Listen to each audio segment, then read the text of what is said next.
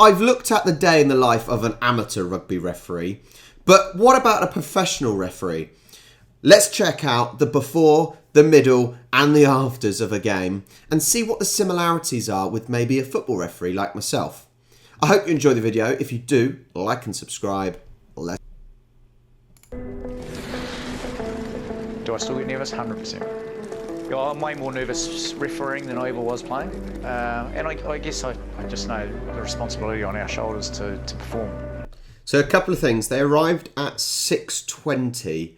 I assume the kickoff is a 7:45 kickoff. Quite often sports in the evening kick off about that time. So I think at the professional level, maybe they should be arriving earlier, but what do I know? I think when we work as a team of 3, for example, in football, we normally arrive an hour and a half before the game. So yeah, about the same. I do find it funny though that the referees are sponsored by Specsavers. Ugh. Why? Yeah. We know people take the mick out of referees. Let's make it worse by sticking an opticians on their back. Ugh. Poor guys. Nothing worse than going home and then on Monday you go to the groceries and your grandma's giving you a serve about some decision, which happens, you know. Never happened as a play. But a referee, you're just a chap in the middle that people want to say, mate, what the hell was that decision? Another interesting point. Now, if you're refereeing at the top level, you are recognised. You know, people know you. You go, you know, you're still a normal person. You're not on the same wages as these big boys, you know, playing the game. So you go shopping the next day and you get recognised. And the abuse you could possibly get for not giving a decision in a certain way that the fans wanted. Now, at my level, at the county level of refereeing football, it's not to that extent, obviously. However, the amount of times I'll give you an example. There was a team I refereed and I booked a player. And then a few weeks later, I went bowling for a friend's birthday. And that team was having a night out bowling, right? And bearing in mind, I had booked their players, you know, the punishment, the fee had come through that they have to pay. And they quickly recognised me. Now, it's very awkward if you're with, you know, you're with your wife, you're with your friends, for example. If you had kids, you may be with your kids. And, you know, this player made a point that I booked him. Now, just magnify that if you're a professional referee of any sport, you know, rugby or football. It can't be easy because you're still just a normal person. You've got to understand what the game means. Last game for the Crusaders, going to last for the Rebels, so you know there's plenty on. Straight away there'll be a little more tension than some other games, so it's to expect that, so you've got to turn up with a professional attitude. This is the ref's change shed. Well, this is our team. And this is Lyndon, so she's the boss of Christchurch refereeing, or Canterbury refereeing, one of the best in the business in terms of match day manager as well. And she knows that I love pineapple lumps, so always. Pineapple lumps, they are actually good. I wasn't sure when I had actually tried pineapple lumps. I wasn't too sure, but when they're hard from the fridge, amazing. Let's look at the actual change rooms here. This is certainly bigger than the change rooms I get changed in on the whole. Because a lot of the facilities at county level aren't that big. I do enjoy when you're working as a team. I do enjoy it. So if I'm the linesman, for example, I really do. You always get the middle guy, the middle referee bringing in some sweets, a pack of Haribo or something like that. Come on then. The cat's wanting. We're talking about All Blacks.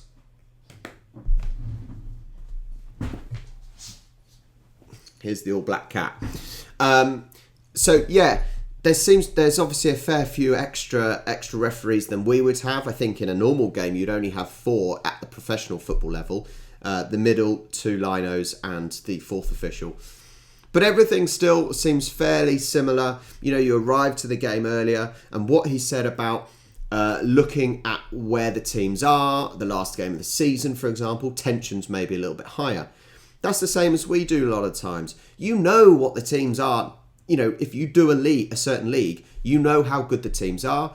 You quite often see what they're doing in the league and how close it is. So if, for example, if it's a first versus second, you would expect the game to be a little bit more tense. And so you have to up your game. You have to make sure you're on the ball increase the pace of your refereeing. That's probably the easiest way of putting it. There's a few more pineapple lumps than the rest in there. The real work starts about 6:45. We run through both teams, talk to their front rows around what we're expecting at scrum time. Sometimes it can be a little bit weird doing that, but it's part of law through safety, so it doesn't matter if you're doing under fives or the All Blacks. Every referee has to talk to the front row around what they expect. People will be interested to know that we still check boots and mouth guards at this level, and players expect that because I think they've grown up since 5 up to 30. That's just what happens. There's a difference here, I would say. I don't think in football you go into the you don't go. I don't think you go into the team changing rooms and talk to players like that. Now, for example, for me and for I probably at the top level as well of football, you would speak to the managers and you would speak to the captains. I'm now from learning about rugby. I'm certainly using the captains more to help me allow the game to flow better and to discipline the players so I don't have to. But I would only really speak to the managers and the captains. So it's good to see that actually they're talking to the front row because they need the referee to make sure that part of the game flows as well. So I think the rugby referees certainly talk to more people, but very similar in the fact that they speak to the managers, for example, get team sheets and things like that. That's what we do. Change sheet for us and for the players is very important that we come with a positive and strong mindset around what we're after. I think if a referee walked into that change sheet showing some vulnerability or maybe some nervousness, then players pick up on that pretty clearly. You have to be strong as a referee. You're the one that's in charge. You're the one that's in charge, and they do as they're told in any sport. Whether that sounds egotistical or whatnot, that's what it is. You're the referee. You're there to enforce the laws of the game. So I think that's a really great point that you walk out there, whether it's in the change rooms before or onto the pitch, you walk confidently. This is why we say, for example, a referee never gets a decision wrong, because you have to sell it. Even if you are slightly wrong, maybe, you still sell it as if you got it right. Because as soon as you show weakness, sometimes it can be bad. Sometimes you can, for example, you can stay strong, but you can say, quickly in someone's ear, sorry guys, I got that slightly wrong. And they appreciate it. But it's still having the confidence to do that. Boys, not really a lot for me, just obviously around the bind process, just making sure you're in a good, strong position, especially around the bind and your feet position. I don't want to rush that. So if it's going through who mostly? Okay, so if you feel like it's too rushed, just give us a heads up. And then the captains are probably our most important people we deal with in terms of 80 minutes. Sam Whitelock's a fantastic captain, good guy to deal with, but always asks you some tough questions, so got to understand that good hard questions are going to come your way and you've just got to have a good answer around it.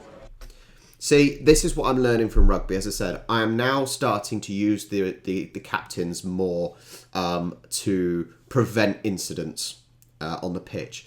And I think rugby does that really well. The problem with football is that quite often the captains might as well have been drawn out of a hat. They've got no real leadership. They've got no discipline. And it's random. So I think by empowering the captains helps the game, and I've learnt that from rugby for sure. And I very rarely see a good captain. So I think that is something football needs to learn and improve on. It's good to touch base with them because then we go and toss the coin, and then that's pretty much it for us and players. It's a tail. We play away from the sheet.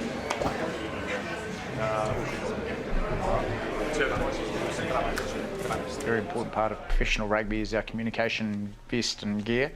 Just so our communication through ARs and the TMOs, there's no issues around that. We've got some really, really good stuff in New Zealand, so that helps. And then it's just our own warm-up. So probably start about 7:10 out in the field, check our communication gear there, and we'll come back in probably about 7:26, 27.